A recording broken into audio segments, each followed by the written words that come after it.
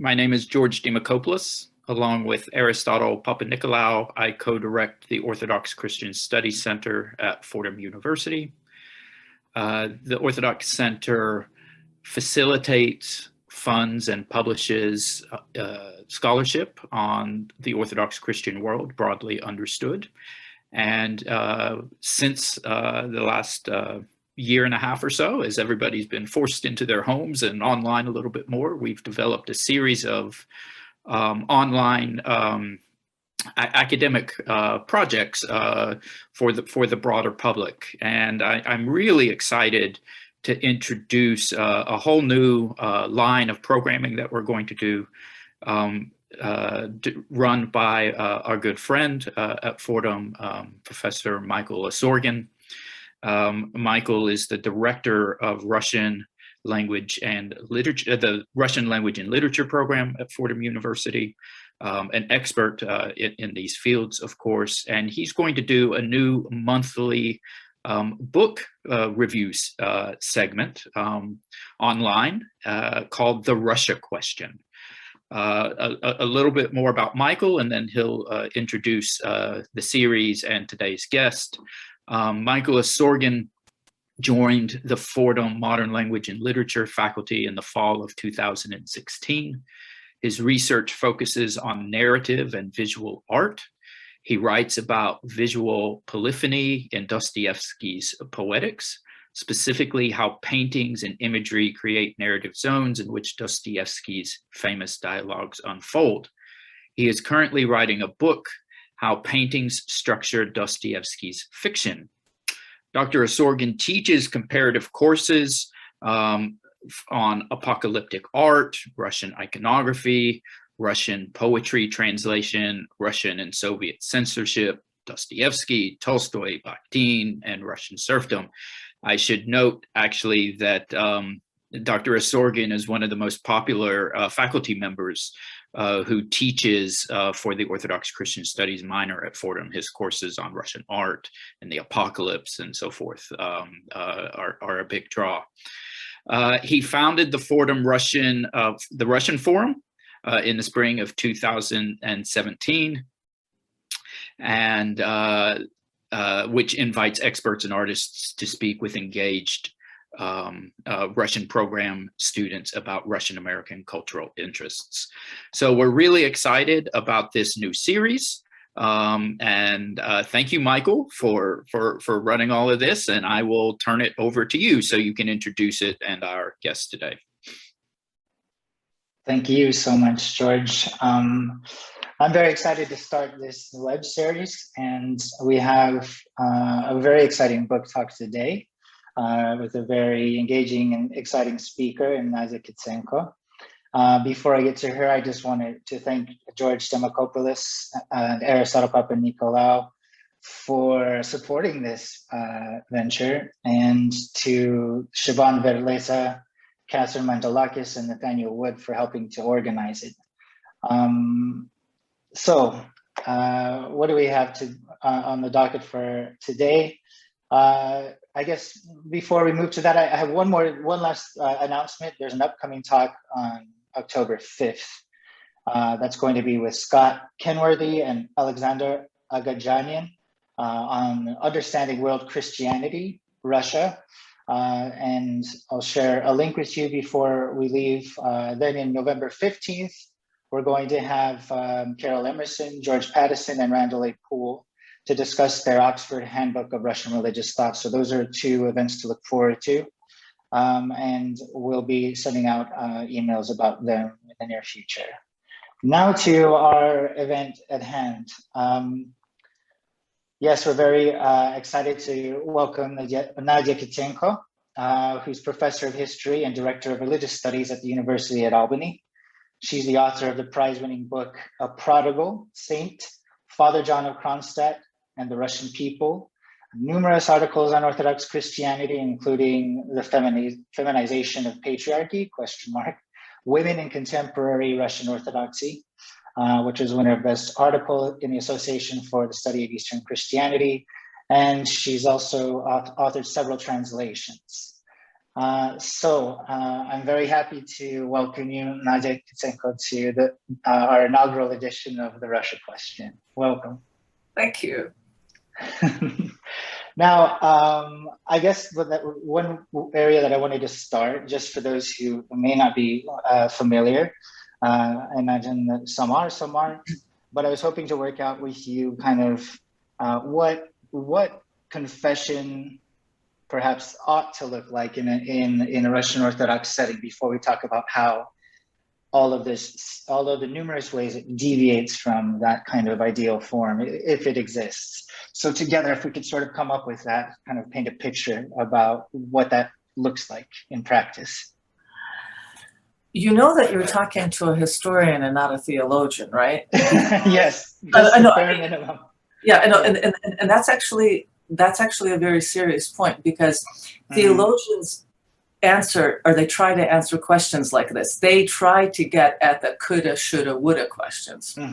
Whereas historians don't bother, or at least they shouldn't, if they're good historians, it's not their job to say this is what it should have been. Their job is to say this is what it was, this is how it worked. But that said, let me ask you this. You read the book. Yes. You read the book. You've read Dostoevsky. You may or may not have read Lydia Chavskaya. So let me ask you this. Can you think of a single account in Russian literature where the confession experience comes through in its ideal form, that you read it and you think like, yes, that is the kind of confession that I would like to have. That is what confession it would be awfully difficult. I'd be hard pressed to. And that in itself, as you were saying before, is super interesting, right? Because it's hard to find. I think it's a difficult thing to know what it ought to be, and it sort of belongs to a lifestyle within Orthodox practice, right? And it's kind of held in place by certain words that, like church words that connote, fasting and preparation and repentance, and so everyone is kind of trying to make sense of it as they go along in their regular practice. But yeah, point taken, you cannot you'd be hard pressed to find an ideal form in literature of confession. Yeah, I mean, like, I think in terms of what it ought to be in real life, you and I talked about this before the cameras and the mics came on. We've both been to confession in a Russian-ish context more than once. And we get the idea somewhere of what an ideal confession ought to be, or at the very least, we have, before we go to our first confession, we have a reasonably good sense for what to expect, or do we? Let me ask you this. How did your mother, if it was your mother, or who, how were you prepared for your first confession? Just sort of thrown into the deep end, really. That's it. Yeah, that's how you learn, I suppose. Really, I was told something. If I tried to recall the specifics, instructions, it was something along the lines of just tell the priest what's on your mind if there's anything that you're afraid to talk about, right? So that was the starting place. Something like that, and then it was like, off you go. Well, how about you? Yeah. Well, I guess there's a difference between being the kid of a priest and not. Yes. I was actually terrified that I would die before the age of 7, because I knew what I wanted to get at. I was. I knew just how awful I was. I knew everything bad that I did to my sisters. I knew about, stealing candy from the cookie jar or whatever it is that it was lying and things like that. And I never had the idea that before the age of 7 you were innocent. So it was like a get out of jail free card. I didn't know that. So I was sure that if I died before the age of 7 with my unconfessed sins, I would go straight to hell. So I was actually like, okay, like I have to get there or that's all over. I mean, I didn't talk about this concern with my parents. They might have disabused me of this notion. I don't know. But I will say that my first confession was actually like something out of Dostoevsky, in the sense that my mother took it very, very seriously. She and I went by train to a monastery so that I could actually have the real experience, like not just in the parish church, but out of the regular context, you know, sort of focus and all of that. I have no idea how she managed to do this, because she did have like other small children. So who knows, but it was actually a very strong impression, because when I read the brothers Karamazov account of, you know, people standing in church and all of that, and I think it's Alyosha who hears the epistle reading and his life is somehow changed, or if it's Zosima, I now forget which one it is. You're the Alyosha, yeah. Okay, so it was something like that, with the, you know, the ray of light falling across the book and all of that. So it's not so much the actual confession that I remember, but I remember the whole vibe. And I think that if we are thinking about what confession ought to be, and all of the theologians out there in TV land can give us their correct answers in the chat function, but I think it should be ideally an opportunity where you actually can tell someone what not so much what bad things you have done, although if there's something really serious, that actually is a part of it, but it's really more about you've hit a wall, your usual mechanisms aren't helping, and that you actually would like to hear from someone standing in for God that it's okay, you're on the right track, it's not all over. Here's a way of looking at it differently. Here's a way of seeing it differently. It's okay. Here's a fresh start. So if that's what I would think, actually. I hope that I'm getting feedback. Can you mute really quickly? And then unmute. Great.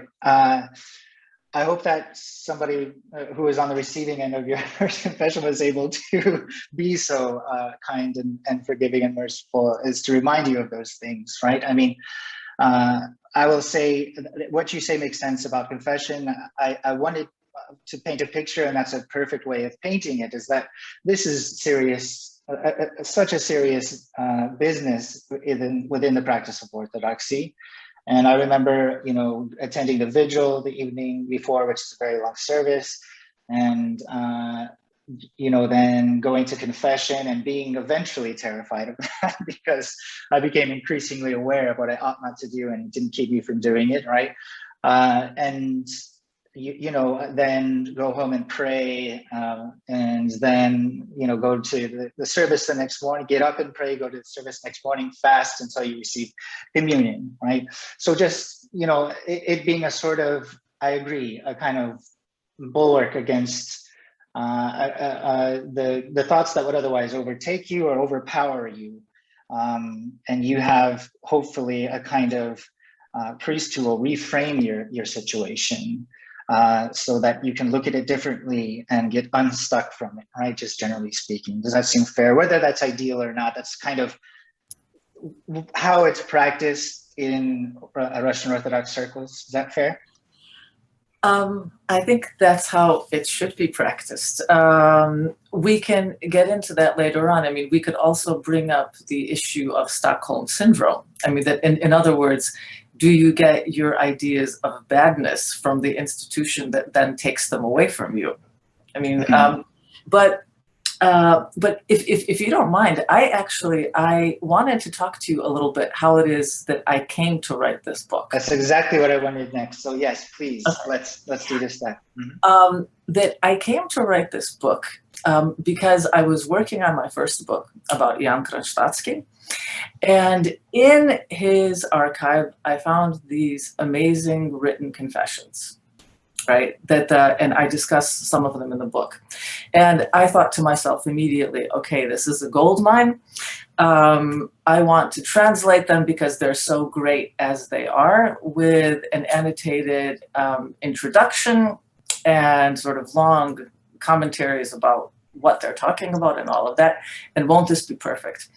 And I talked about it with a colleague of mine, and he said, that's a terrible idea. And I said, oh, why? And he said, well, he said, it won't count as a second book. That's why it's a problem. He said that the second book has to be a monograph. And he said, I agree with you that the material is too good to keep in book one. So just take it out. Don't even put it in there at all. Put in some other chapter about other kinds of letters to Jan Kronstadtski. And save that to be book 3. He said, in fact, he said, what do we actually know about confession in Russia? What do we actually know about confession in the Russian Empire? And I started thinking about it, and I thought, in fact, not very much. That we know the theology, we have all kinds of sources like penitentials telling us what priests in theory asked at confession. We don't know if they actually asked these questions, but those sources exist. But how do we actually know what happened? And so I thought, okay, that will be book 2, like trying to get to the bottom of what it actually was. And then I actually found myself pushing back against a trope that a lot of people have in their heads. And one of them was actually articulated very well by the late, great Viktor Markovich Zhivov, who taught at Berkeley half the time, who also actually worked on the confession until his untimely death. And his point was that as soon as you introduce the element of compulsion, confession cannot be authentic, right? That as soon as you make people go, it's not the real thing anymore. And I thought to myself, really? I mean, we have to do things, we do things out of compulsion all the time. Like we fill out faculty activity reports, you know, like, for example, we don't want to do them. One could, well, I mean, I don't want to do them. One could argue about what function they serve. But in any case, almost our entire lives are filled with doing things that we are compelled to do to one degree or another. And here, my archetypal example to myself was Konstantin Levin, right, in Anna Karenina, who has to go to confession because he wants to marry Kitty. He doesn't want to go, but when he goes, he discovers to his amazement that it's actually okay, and that in fact he gets something from it spiritually that he wouldn't have gotten if he hadn't been forced to go. Now, okay, you might say, well, that's a book, but of course, a literature person isn't going to say, well, that's just a book. But in fact, I think it does raise the possibility that by making people do something, that at least allows for the possibility that they might have an experience that they wouldn't have any other way. So what I wanted to do initially was to somehow make the case that confession in Russia, despite everything that we think it was, which is to say, yes, it was a legal requirement, and all of the various other things attached to it, that nevertheless, it could still be an authentic experience, and was still an authentic experience. So that was what I hoped to do. And I hoped still to bring in as many of these confessions as possible. And then as I got going, and I started actually like looking at a lot of the legal cases, I started thinking to myself, maybe this compulsion thing isn't such a good idea after all, because look what happens after the revolution of 1905. Look what happens after the revolution of 1917. So I found my sources talking back to me and saying, so, you know, this is what you thought you were going to do. Well, how about this? And how about this? And this also, though, is the function of the source base. And this is the kind of thing that a historian would ask. Because if, and this is actually something that I found very interesting in a wonderful source book that Christine Warbeck and Valerie Kivelson just published about witchcraft in Russia and Ukraine from roughly 1000 to roughly 1900. And basically, they say in the beginning of the book that we decided with great pain to leave out sources in things like saints' lives and literature, and instead we limited ourselves to legal cases, right? For, you know, and they explain why and all of that. And as I think about the book, I also found myself leaning heavily on the archival context, on the moments in the religious consistories where there was a problem, right? And in the same way that a police officer who deals with criminals, or at the very least who deals with things going wrong, has a different view of human nature than someone who, I don't know, than someone who gives people the bridal suite in a great hotel. Right, they Right. people at very different stages and in very different moods, and so in thinking back about it now, I wonder, and actually you can tell me this, that is it stacked a little bit too much toward the legal side, towards the like external framework? Well, I don't know that it's stacked. It makes perfect sense why you sort of, in a way, limit yourself to what has been documented, right? And that you mentioned at the very beginning of your book is one of the challenges that you have or discovered, or I don't know, one of the things you ran up against that reshaped your research was just, well, okay, we're speaking about confession. Obviously, it's supposed to be sealed, right? That is, it's supposed to be between not even just you and the priest, but between you and God. But historically, that just isn't the case in Russia. And so what do? Do you go around collecting anecdotal evidence about confession? No, I mean, you have to go to the legal end and to see what Russians had to do under compulsion in the Russian Empire. And like you say, that becomes a super interesting moment in the history of the sort of relationship between Orthodox Church and the state, is when, you know, confession becomes used, and even before the revolution, right? Well before the revolution, when it becomes used as an instrument of espionage for the state, right? So it makes sense that, you know, you would be working with those because those were the documents available. And, you know, you also bring up some letters, some private letters that function as kind of exchanges that involve talk about confession. But that's a kind of different performance altogether, almost, in my opinion, right? It's like writing about confession and the things that you would discuss in confession. You're kind of aware of writing for an audience, and, you know, maybe you make yourself into a dramatized, a dramatic persona, right? And it's harder to sort of, it's not an exchange in the way that a confession is in person. So you're kind of left to your own devices, right? You're confessing to yourself in a way until you hear back from whoever you sent the letter to. So I see that. I don't think that it's too legalistic at all. I think that makes perfect sense to me, that you went with which documents were available. Does that seem fair? Well, it's not only a question of what documents are available, right? Because it's a question of which ones you choose to use. And in this case, I mean, yes, it's true that what do we do, for example, with priests' handbooks that are actually guides in how to hear confessions, in how to have meaningful exchanges with people at confessions.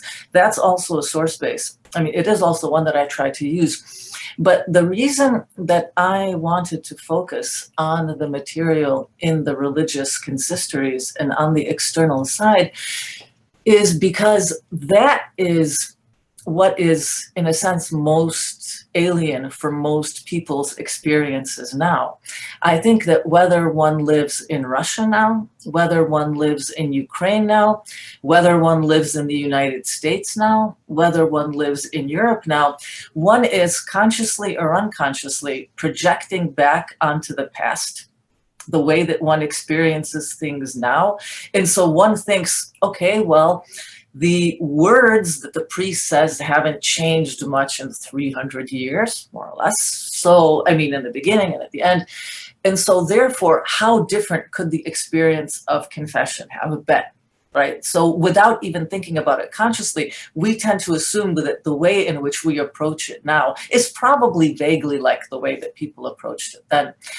And so I thought it was actually really necessary to make clear that the objective context, the external context at least, really was different. And without appreciating that, you can't actually then try to think about the other things. And in that sense, I think one of the other things that I was trying to do was to get people past this idea of the Orthodox approach to confession. Mm-hmm. I mean, because yes, of course, all of Orthodox Christianity shares a certain theology. Yes, there is a theology of penance. Yes, the Desert Fathers. Yes, okay, all of that's true. But unless we know how it worked on a day-to-day level, we actually can't opine about confession in Orthodoxy. Are you really going to tell me that confession in Greece, when it was under the Ottomans, worked exactly the same way that it did in Russia, which had an empire and a police force? No. Did it work the same way in Serbia? Did it work the same way in Romania? And actually, I think what we really need before we can talk about confession in Orthodoxy, if we're going to talk about it in practice and not in theory, that is, then we actually need to have books like this for every Orthodox language context. Yes. Mm-hmm. Because only then will we actually start to understand what did the average Georgian in the Russian Empire, for example, how was their experience different from that of the average Russian? I don't know. I don't read Georgian. I would very much like to know, in fact. So would I. Right. Like, where are the memoirs? Where are the literary representations? I can do it for the Russian case, but I honestly don't know about it for other cases, and I would really like to know. Yes, and that sort of this question that you have about compulsion is really interesting. I remember, for some reason, it reminded me of a kind of idea that I heard growing up a lot, is that you know, when you least want to go to church, that's when you should probably go most, right? I mean, and so that's a different kind of compulsion. That's like a soft compulsion to say, like, oh, well, do what's spiritually healthy for you. But you point out how there's just, how confession gets appropriated in Russia by the state, and by Peter I, for instance, who used it to sort of maintain a kind of control over his flock, right? And to be sure that there were no insurrections against the state, and to be sure that people weren't plotting against him. So that's a different kind of compulsion. Would you say that, that it can still sort of serve to benefit whoever goes to confession, or are we talking about something else entirely at that point? If you get arrested, is it a benefit? Yeah. No, it is two very different kinds of compulsion. I think we need to distinguish between doing something that you don't really want to do, like Levin, but it turns out being okay anyway. But I wonder whether that is the best frame of mind in which to approach it. We can talk a little bit later about the connection between confession and communion, and to what degree that's actually fruitful or not fruitful. The degree to which I think it was Father Alexander Schmemann who referred to, who heavily criticized the idea of confession as being a ticket to communion, and without that ticket, you can't go. Yes. And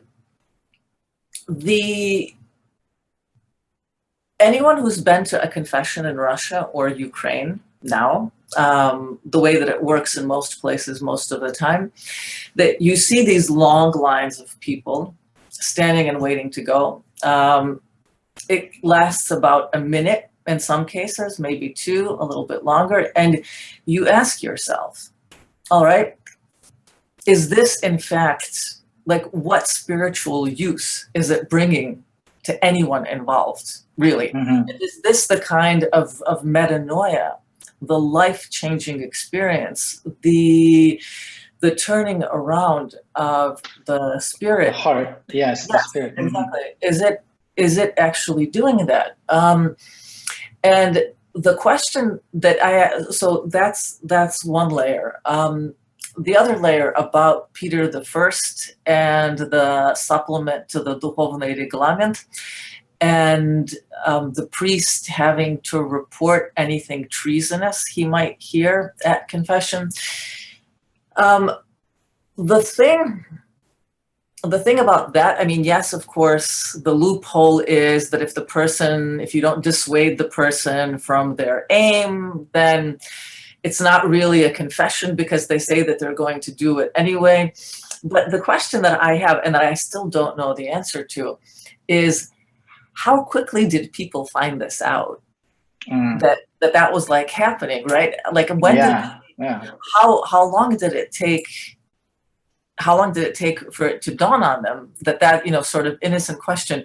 Have you hatched any plots against the Tsar? Like just wondering, like when did people realize it? Because it's not as if this was, broadcast from the rooftops. I mean, yes, the supplement to the spiritual reglement was a legal document. It was law. It had the face of law.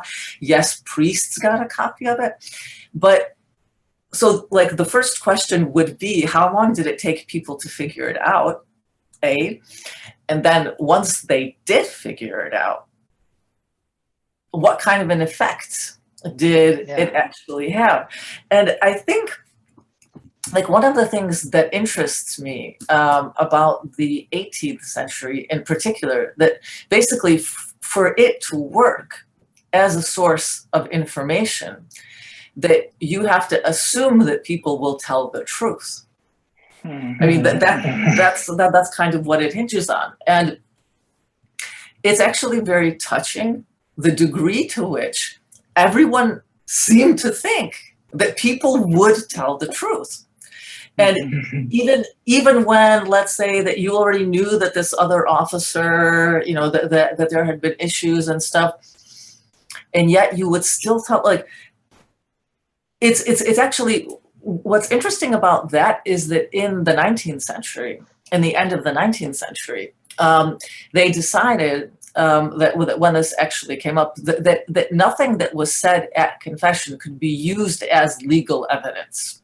Because, first of all, people could lie, and it finally, so it's actually really interesting to me that the moment when Russian jurisprudence discovered lying, or at least officially discovered lying, and officially allowed for the possibility that people might lie. The second thing is that the argument against not bringing in a father confessor to testify was, he's just another person. He also might lie. Right? And that in itself, his word, that you see where I'm going with this. Yeah, absolutely. And so I would actually, I didn't look at this specially, but I would be really interested to think about what is the point at which the legal mind or the language of the law, do they allow for the possibility? Because obviously everybody knew this. I mean, it's not as if, people are living in a fool's paradise. People always knew that lying existed. I mean, it's one of the questions that people asked about was, deceitfulness. And if you're a merchant, are you weighing things the wrong way and that kind of thing. So this is absolutely, it exists. And yet, for the point of view of using confession, it's only in the second half of the 19th century that that the problem with doing that is articulated. And a colleague of mine who was raised Roman Catholic said, I'm actually really astonished to learn about this undermining of the seal. He said, because the only way that you could bring people to confession in Roman Catholic countries was the assurance of absolute secrecy. And as soon as you allow for the possibility that it might be spilled, then people aren't going to go. But that I loved the epigraph from Stendhal that I use in one of the chapters about, Fabrizio, who's in exile, that basically to establish his bona fides as a good citizen, he, at confession, he uses it to reveal, but I think the quote is something like, only the most unimpeachably loyal sentiments. So in other words, he's going there with the assumption that this is, if not going to actually be reported, it's going to be taken into account. So this is that sort of performance aspect that you were getting at, that when you're going, are you, how much of a sense do you have that this might be used or misused? That anything you say can and will be used against you. Absolutely. Yeah. Can you repeat that me once more? Thank you. Yes, what was I about to say? Well, it slipped my mind for the moment. I suppose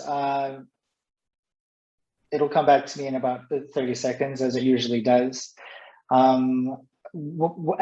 I'm thinking about that, let's see. There's a question that comes up in the Q&A here.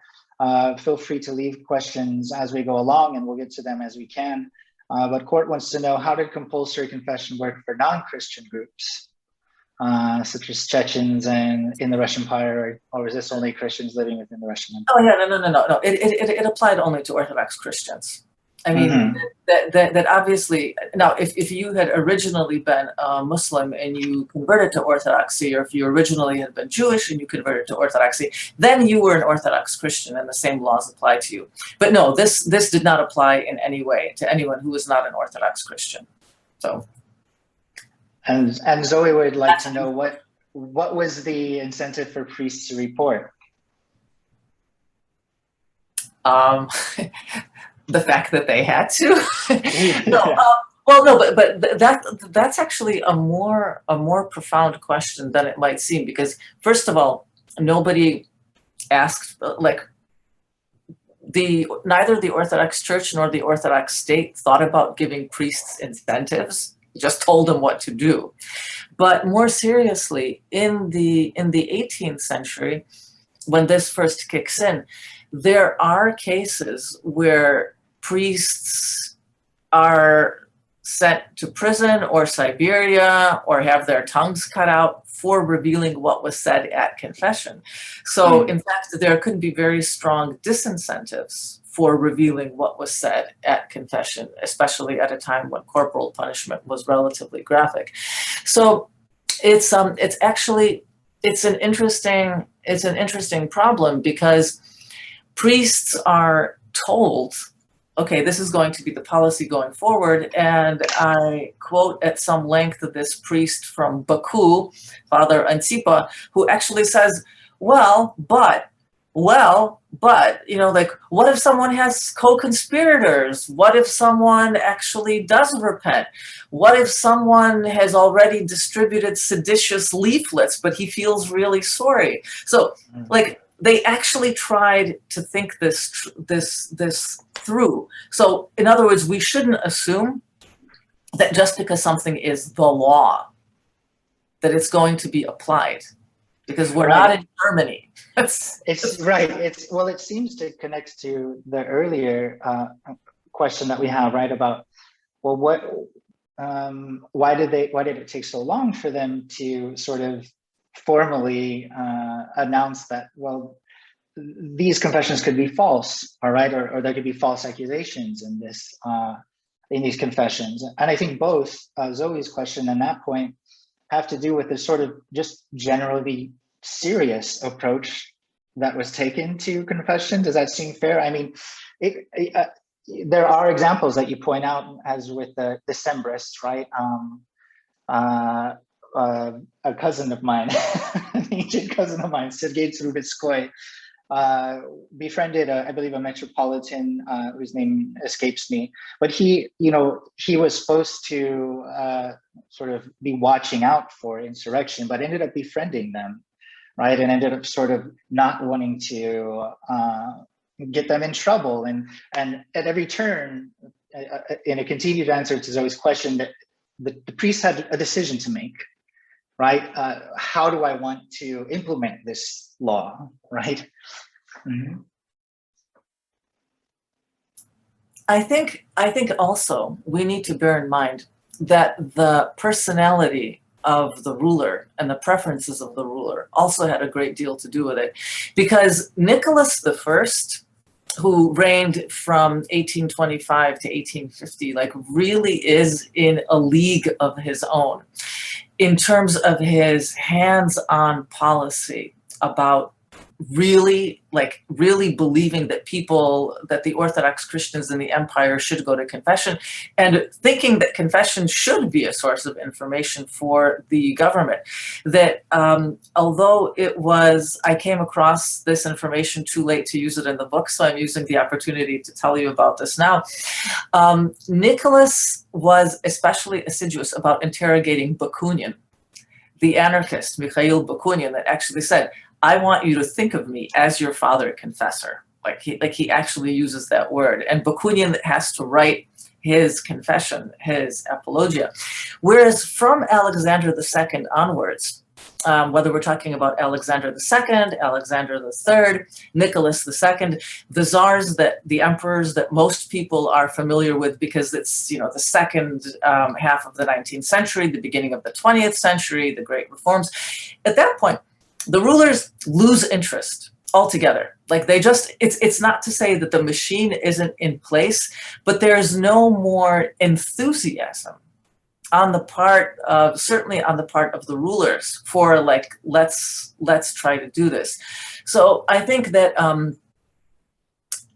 that it doesn't remain static. So even if we're talking about the Russian experience, very different under Alexei Mikhailovich than under Peter, than under Catherine, than under Paul, than under the various Alexanders. So it's also not as if, oh, this is how it worked in Russia, because it worked in Russia in very different ways at very different times. And that's one of the things that I try to suggest. Excellent. So I want to sort of maybe take another kind of literary approach, which is the special experience that we can offer here for historians and theologians alike. But it's one that we discussed briefly beforehand, and it has to do with Belknap, Robert Belknap's famous distinction in his article. It's entitled "The Unrepentant Confession," and he distinguishes between the repentant and the unrepentant confession. The repentant confession, he argues, takes its cue from Augustine. And for the repentant confession, you accept responsibility for your thoughts or your being or your actions, and you admit wrong. And the unrepentant confession takes after Jean-Jacques Rousseau and claims responsibility, who claims responsibility for his thoughts, who he is and his actions, but then he justifies them. Belknap's way of putting it is the genre of the confession presupposes that the person confessed to has some sort of authority over the one confessing. And then in literary confession, the reader assumes this authority. So whoever's writing, we're sort of judging their confession as if we were the spiritual interlocutor, right? Or we're deciding whether they're penitent or not, right? And these, the reader assumes this authority, and these unrepentant confessions withdraw this authority from the reader in a provocative way. And he cites, by the way, the underground man as an example of this sort of self-apologia. On the one hand, he's kind of writing down his confession, and he wants everybody to know about his lofty soul. On the other hand, he keeps reminding his reader that he doesn't care if anybody reads what he's writing. And so it gets played with in literary circles, right? In very interesting ways. And in Dostoevsky all over, he sort of had the idea that a public confession just becomes inherently dishonest because it becomes some other kind of performance. And I think your book does an amazing job of pointing out how at various points, depending on who was ruling, the rulers were sort of vying for the script that ought to prompt a certain kind of confession that ensured that its citizens were behaving well. And they sort of, in doing so, became the new authority, or interjected themselves as the authority between the person and the divine authority that they were confessing to. So throughout the course of the history of confession in the empire, you have this sort of changing of the script, and you have different ways of performing it, right? For some, I believe Saint Ephraim the Syrian, that's John of Kronstadt, you mentioned Basil the Great, or Andrew of Crete's prayers when he's, an old man preparing for death, and he's trying to sort of write his ultimate confession. And so that's one script, and that's one way of imitating.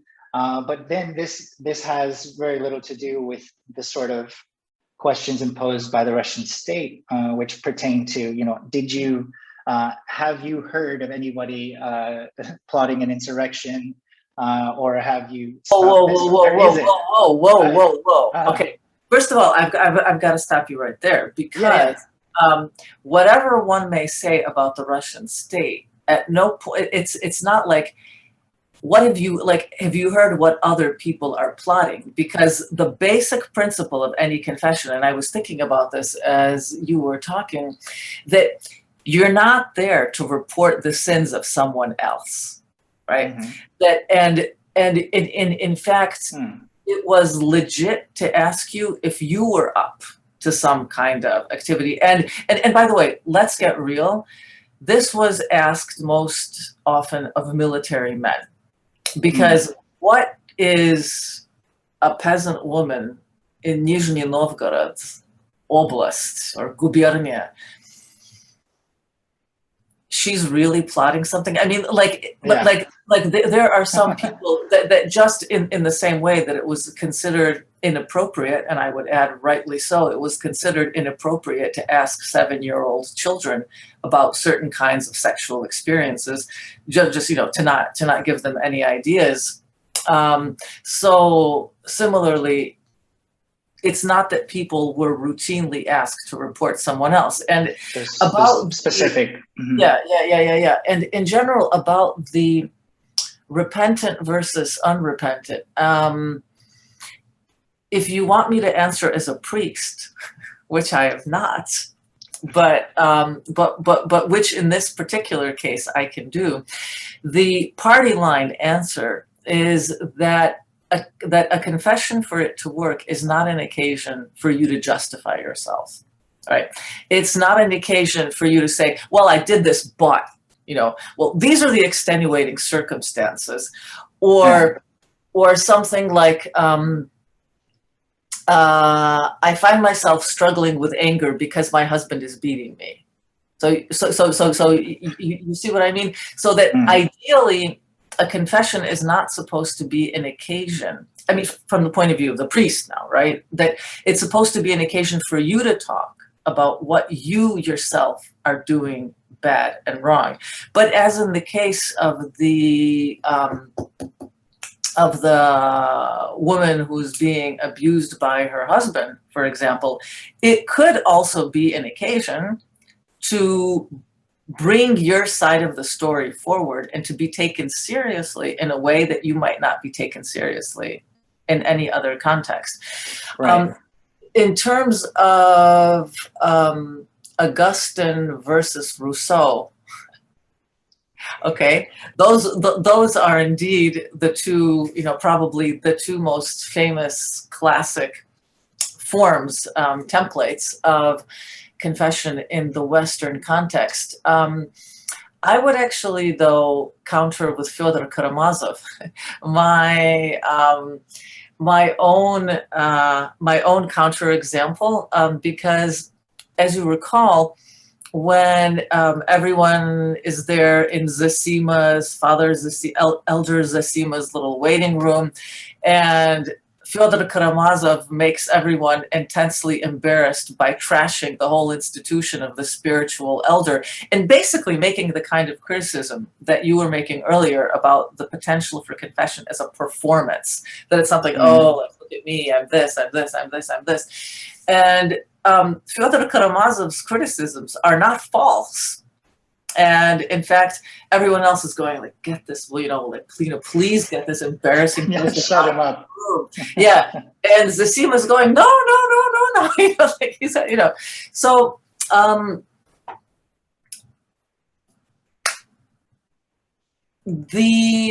would say that it comes down to not so much, I see the opposition, but I will admit to you that I was more interested in more pragmatic questions.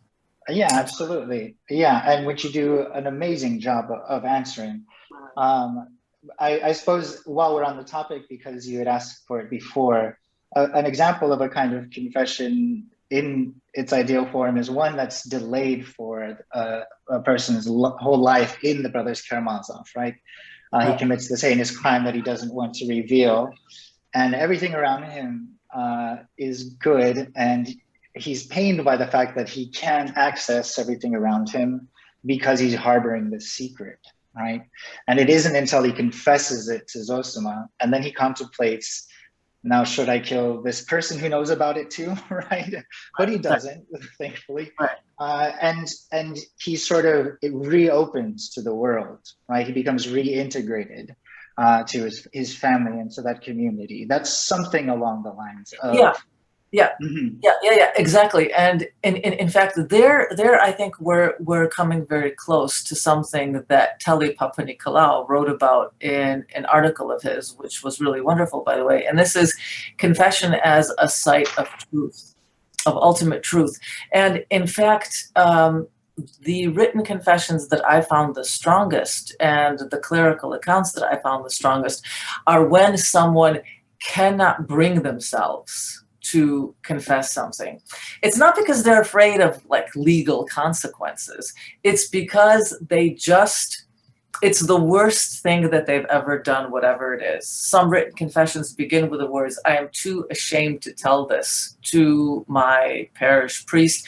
And again, it's not because, or certainly not necessarily because they're afraid of being reported.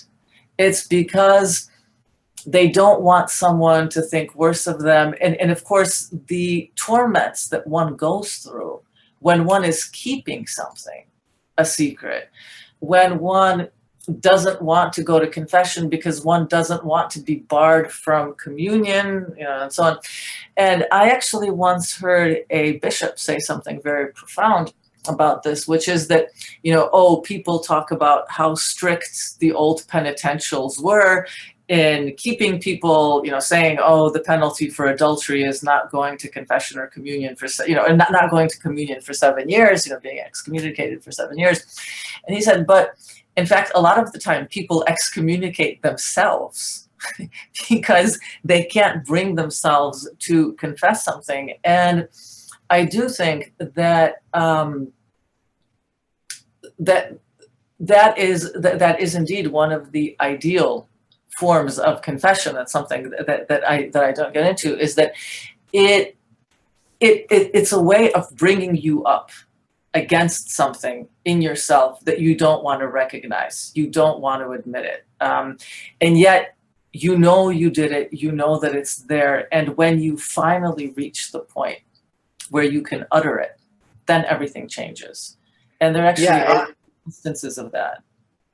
That's such an interesting moment for me, the difference between acknowledging inwardly what you've done wrong and saying outwardly that you've done it wrong. It's incredible the sort of wall that can exist between the two, right? And I mean, it doesn't have to, but it certainly can. Yeah, and actually, yeah, that what was so strong to me about the von Wiesene confession is that she has this one sin that she thinks is really bad and so on. Yes. And that she can't bring herself to say it, that she can only write it. Then she gets this idea, I can write it down on a piece of paper. Yes, that was fantastic. Yeah. Right. And then by virtue of doing that, she realizes that she can say it. So that's also something for like the literature people out there, you know, what is it about the act of writing something down, about knowing that you're going to voice it, even though you're not uttering it, but you are still putting it out there. It's really, really interesting. Yes, that was and it was about being in a body in her case, right? And what she's talking, you point out how it's talking about, the sin of lust, and she speaks about discovering that she could pleasure herself, and she's incredibly embarrassed about this, and so she has to come up with a way to let it be known, to confess it, and that goes back to the sort of Stockholm syndrome thing that you were mentioning earlier, where you have to wonder, if confession is punishing in that sense, right? Where these things that would otherwise we might call natural, right, are being sort of demonized to the degree of, making somebody like Madame von Wiesene just horrified of her own body. Yeah. Right? Well, I mean,